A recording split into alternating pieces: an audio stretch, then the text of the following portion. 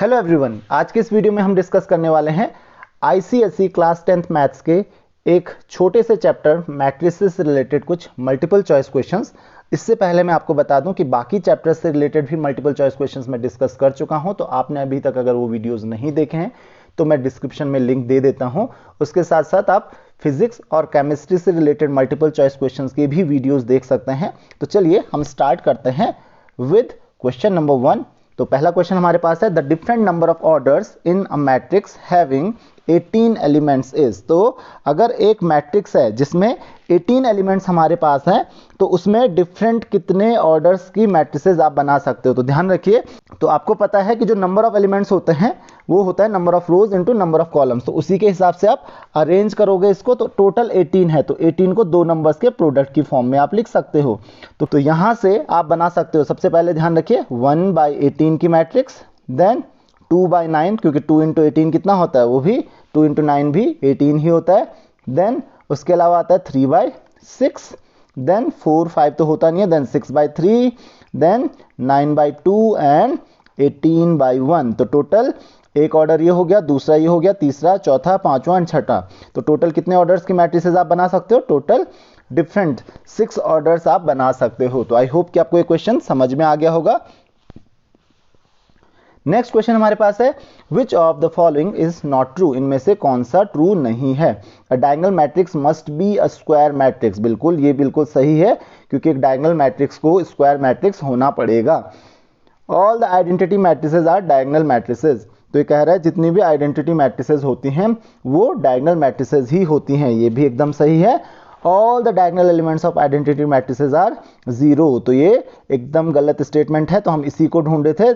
Option C will be your answer. ये true नहीं है। क्यों नहीं है ट्रू?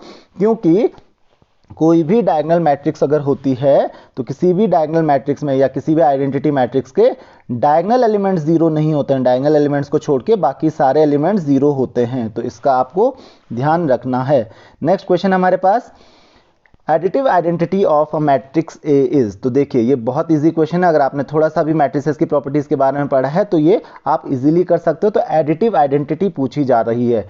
तो एडिटिव आइडेंटिटी का मतलब क्या होता है कि किसी भी मैट्रिक्स को किस मैट्रिक्स के साथ ऐड किया जाए ताकि आंसर सेम ही आए, यानी कि matrix A plus what is equal to matrix A. तो द आंसर इज 0 मैट्रिक्स। इस चीज ध्यान रखिए।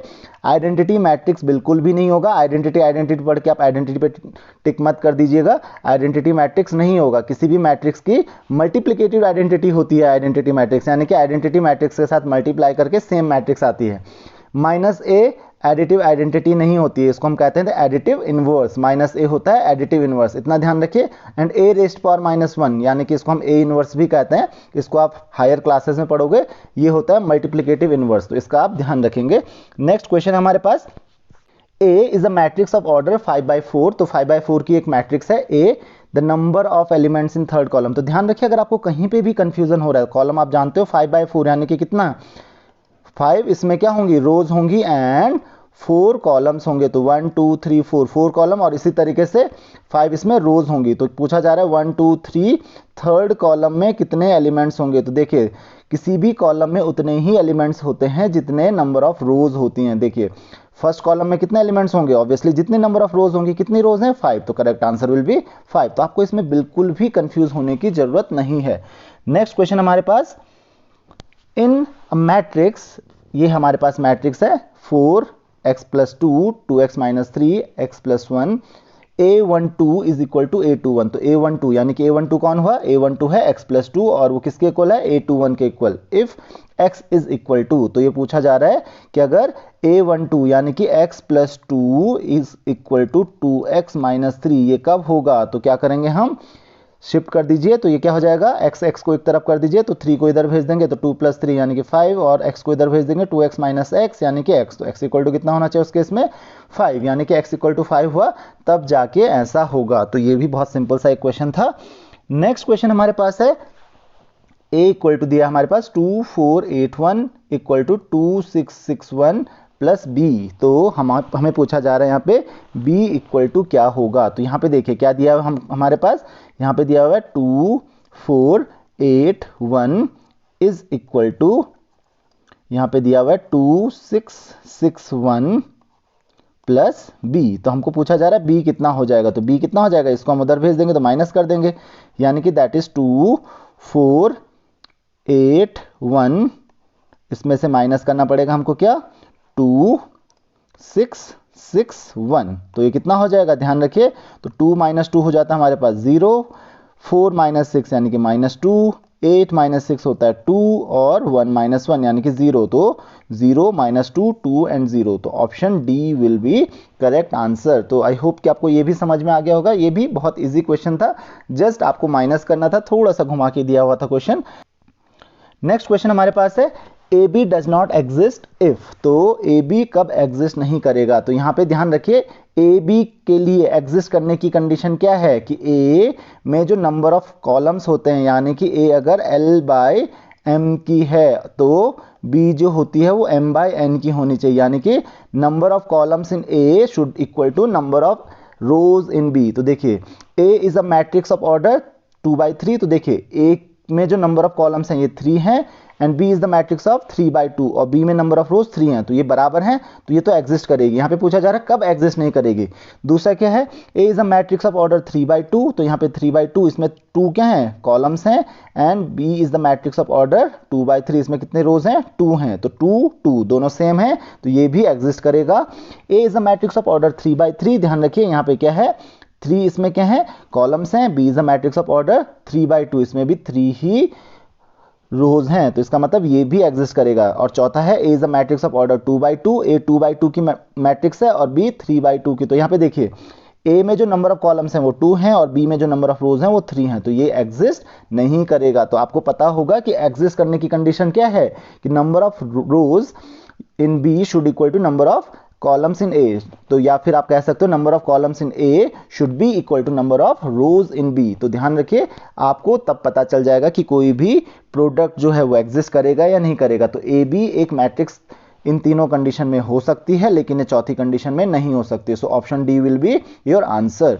नेक्स्ट क्वेश्चन हमारे पास है, if a equal to this -1 2 3 and b equal to दिया हुआ है ये 1 -5 3 2 4 3, देन ए बी इज। तो यहाँ पे देखिए ऑप्शन दिए हैं, तो सबसे पहले आपको ये चेक करना है क्या ये एग्जिस्ट करता है। तो ध्यान रखिए ए में देखिए कितने रोज हैं, 1 2 3, तो यहाँ पे देखिए एक ही रो है और 3 कॉलम्स हैं, तो आप कह सकते हो this is the matrix of order 1/3।